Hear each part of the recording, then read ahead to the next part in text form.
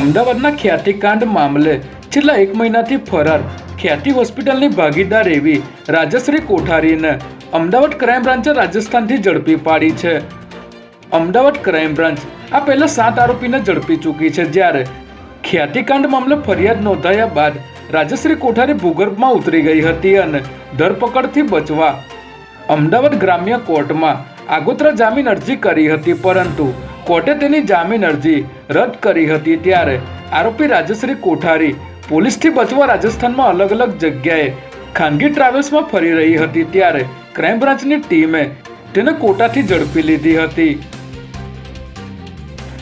અસલાલીના પરિચય બ્રિજ પાસે દેશી દારૂની હેરાફેરી કરતો બુટલેગર પોલીસના બુલેટને લાત મારીને ફરાર થઈ ગયો હોવાની ઘટના સામે આવી છે, જેમાં અસલાલી પોલીસ સ્ટેશનના કોન્સ્ટેબલ ખુમાનસિંહે પરિચય બ્રિજ પાસે હાર્દિક નામના બુટલેગરને રોકવાનો પ્રયાસ કર્યો હતો, પરંતુ બુટલેગરે તેઓના બુલેટને લાત મારી રોડ ઉપર પાડી દઈ ફરાર થઈ ગયો હતો. આ ઘટનાને પગલે દેશી દારૂની 20 જેટલી પોટલીઓ રસ્તા પર ઢોળાઈ હતી, જ્યારે કોન્સ્ટેબલને ઈજાઓ પહોંચતા સારવાર માટે હોસ્પિટલ ખસેડવામાં આવ્યા હતા. સમગ્ર મામલે પોલીસે બુટલેગર વિરુદ્ધ ગુનો નોંધી તેને ઝડપી લેવા ચક્રો ગતિમાન કર્યા છે.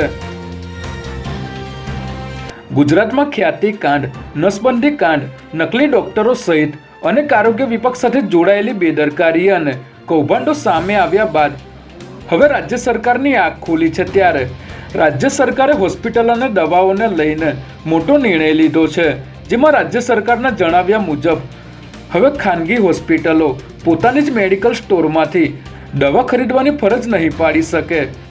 રાજ્યના ફૂડ એન્ડ ડ્રગ વિભાગ દ્વારા પરિપત્ર જાહેર કરીને આ સૂચના આપવામાં આવી છે, જેથી દરેક ઇન હાઉસ મેડિકલ સ્ટોરના સંચાલકોએ આ પ્રકારની સૂચના મેડિકલ સ્ટોરની બહાર લગાવવાની રહેશે.